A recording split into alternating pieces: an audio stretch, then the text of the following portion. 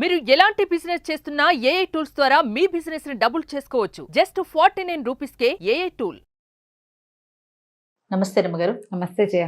భార్యాభర్తల్లో భర్త విషయానికి వద్దాం. మీరు ఎప్పుడు మాకే చెప్తున్నారు రమ్మగారు, మగపిల్లలకు కూడా చెప్పాలి. అందుకనే ఈ క్వశ్చన్ అన్నమాట. భర్తలు ఎలా ఉండాలి, ఎలా ఉంటే భార్య సంతోషంగా ఉంటుంది? భార్యలు సంతోషంగా ఉంటారు. బేసిక్ గా సంతోషపడే మనస్తత్వం భార్యలకు ఉండాలి. చూసారా, మళ్ళీ మా దగ్గరికి వస్తున్నారు. ఒకటి ఉండాలి కదా బేసిక్ గా. దేనికి సాటిస్ఫై అవ్వకపోతే మా అబ్బాయిలు మాత్రం ఏం చేస్తారు జయ? సరే, ఓకే, ఒక పాయింట్ వరకు ఓకే. నెక్స్ట్ పాయింట్, మామూలుగా పెళ్ళిళ్ళు అయితే భార్యలు వీళ్ళతో పాటు పుట్టినప్పటి నుంచి ఉన్నవాళ్ళు కాదు. అవును, నీ సంగతి వాళ్ళకేం తెలియదు, అలాగే వాళ్ళ సంగతి నీకేం తెలియదు. ఈ ఇంట్లో 2-3 మగపిల్లలే ఉన్నారనుకో, అసలు ఆడపిల్లల సరదాలు సంతోషాలు, వాళ్ళు దేనికి నొచ్చుకుంటారు, దేనికి ముచ్చటగా ఉంటారు, అవి ఏమేమి వీళ్ళకి అర్థం కాదు. భర్తలకి అబ్బాయిలకి అర్థం కాదు. ఏదో కొత్తగా పెళ్లి చేసుకుంటారు, కాస్త కాలేజీల్లో స్కూళ్ళల్లో స్నేహాలు ఉంటాయి కాబట్టి కాస్త అమ్మాయిలతోటి బాగుంటే అందంగా ఉందని ప్రైజ్ చేయటము అలాంటివి కొన్ని తెలుస్తాయి. ప్రధానంగా ఆడవాళ్ళు నా ఉద్దేశం మెచ్చుకోలు అది కాదు, కొంచెం సింపతి కోరుకుంటారు జయ ఎప్పుడు కూడా.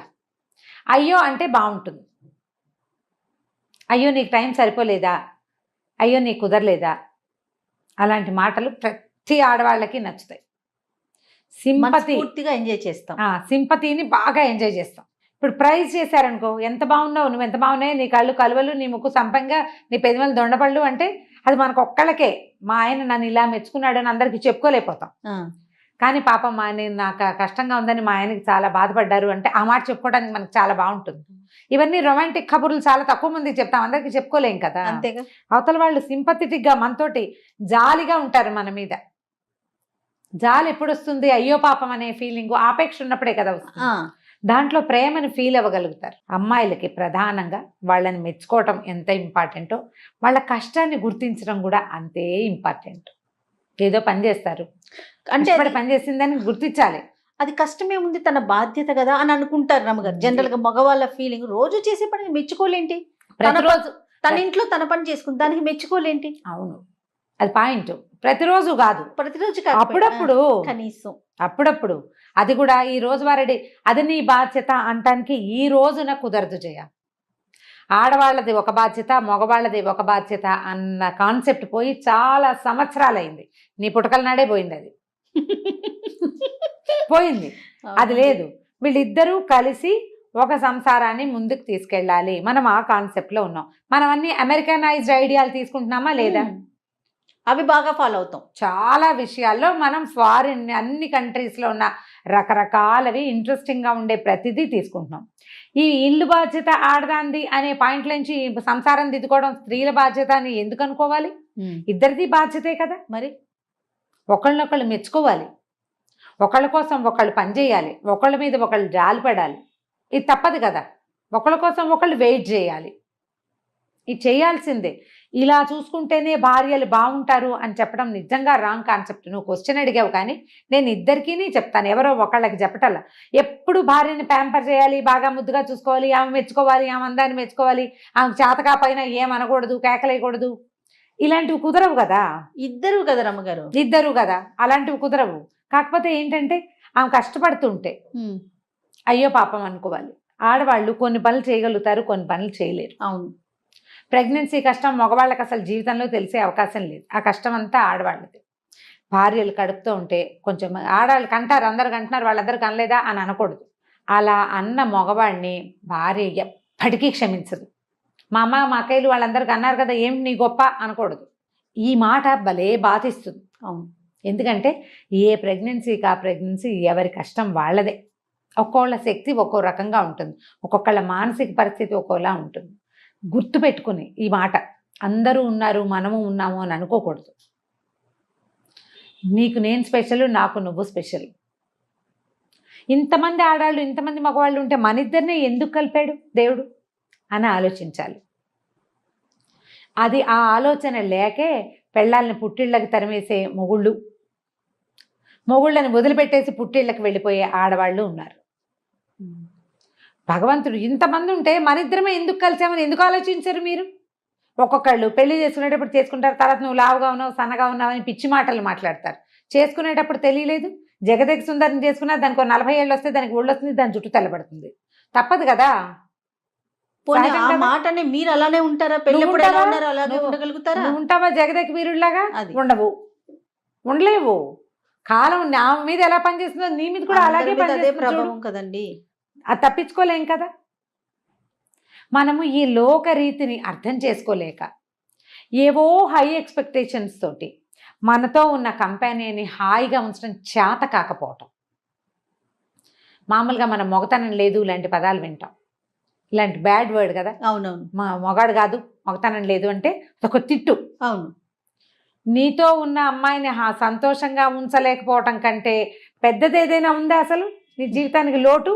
అంతకంటే అదే పెద్ద లోటే పెద్ద- లేదు. అదే పెద్ద ఫ్లా నీ దగ్గర ఉండాల్సినటువంటి అతి పెద్దది లేదన్నమాట. అంతే. ఏది ఉండాలి మగవాడికి? ఒక మనిషి తనతో పాటు ఉన్న మనిషిని ఆమె బలహీనతను, బలాన్నో, పిరికితనాన్నో, ధైర్యాన్నో సంభావించకుండా, అర్థం చేసుకోకుండా చేసేస్తే నువ్వు దేనికి పనికొస్తావు? ఇంకెందుకు నీ ప్రయోజనకత్వం? నీకు పెద్ద ఉద్యోగం ఉంటే ఏమిటి, నీకు ఒక వ్యాపారం ఉంటే ఏంటి, ఆమెను సంతోషపెట్టలేని నీకు ఏమున్నా వేస్టే, ఏదైనా వేస్టే. అవునండి. ఏ ప్రయోజనము లేదు వాటి వల్ల. ఫస్ట్ ఆఫ్ ఆల్ పెళ్ళిళ్ళు చేసుకునేటప్పుడే ఆలోచించుకోవాలి. కొన్ని చోట్ల ఏంటంటే ఇళ్లలో ఉన్న పెంపకాలు వాటి వల్ల వాటి ప్రభావం ఆ ఉంటుంది. ఆడవాళ్ళని సంభావించటము, మెచ్చుకోవటము, చక్కగా చూసుకోవటము, బయట కోపాలు చూపించకుండా ఉండటం. చూపించకండి. బయట ఏదైనా తగాదాలు గొడవలు అయితే అవన్నీ ఇళ్ల మీద పడేయటం, అవన్నీ చిన్నప్పటి నుంచి చూస్తున్నారనుకో జయ, వాళ్ళు అందులో నుంచి బయటికి రాలేరు.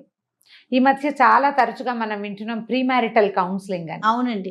ఇది ఆడపిల్లలకి ఇది వరకు ఇళ్లలో జరిగేది.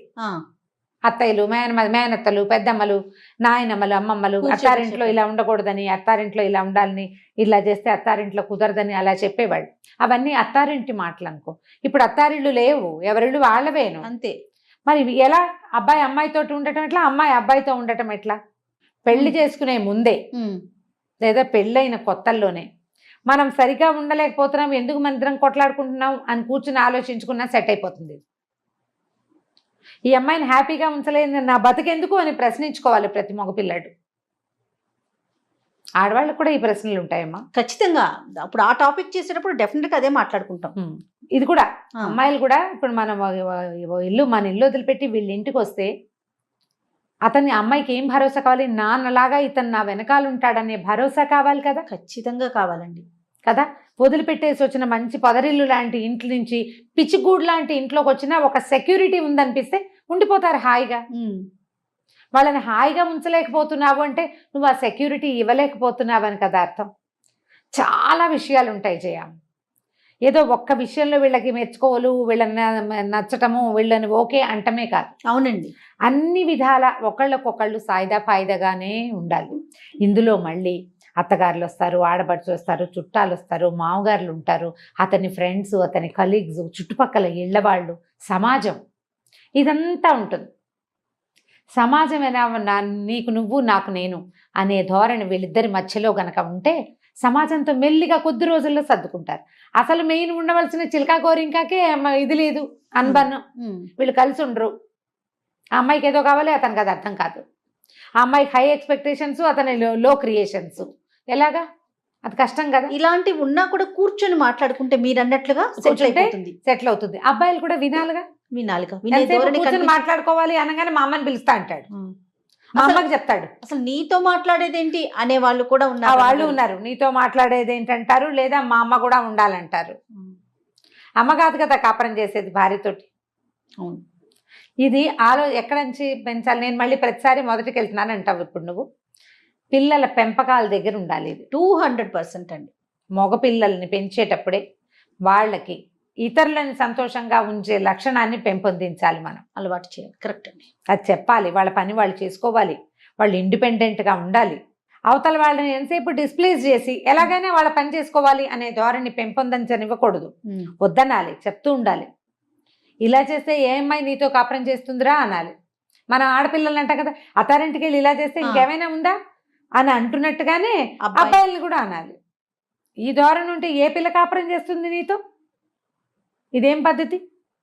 మన మగ పిల్లల్ని ప్రశ్నించాలి. మొగాడు వాడు ఇష్టం వచ్చినట్టు ఉంటాడు అని పిచ్చివాగుడు తల్లులు వాక్కూడదు. బా ఎంత బాగా చెప్పారమ్మా. బాగా కూడా అంటారు జయ, అంటారు. మగపిల్లాడు ఏంటి మగవాడు, వాడికి ఒకటి చెప్పేది, మగవాడు వాడు ఇష్టం వచ్చినట్టు. అదేంటి మరి నువ్వు ఒప్పుకుంటావా నీ మీదకి వస్తే అవన్నీ? నువ్వేమో బాధపడుతున్నావు.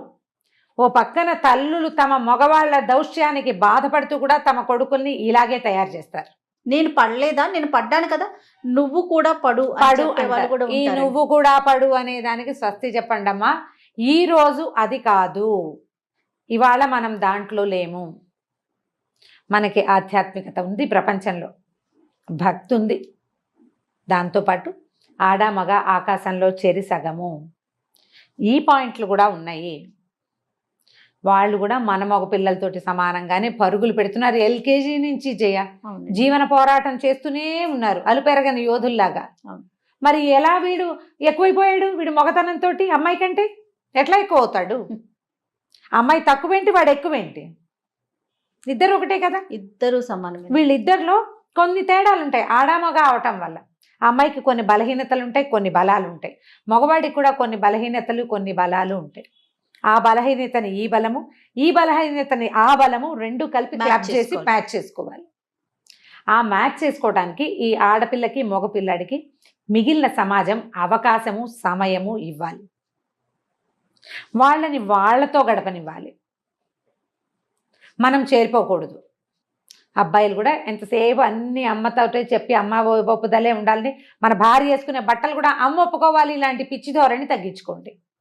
ఇప్పటికీ ఉన్నారంటారు. బ్రహ్మాండంగా ఉన్నారు, బ్రహ్మాండంగా అన్నీ అమ్మకి చెప్పేవాళ్ళు ఉన్నారు.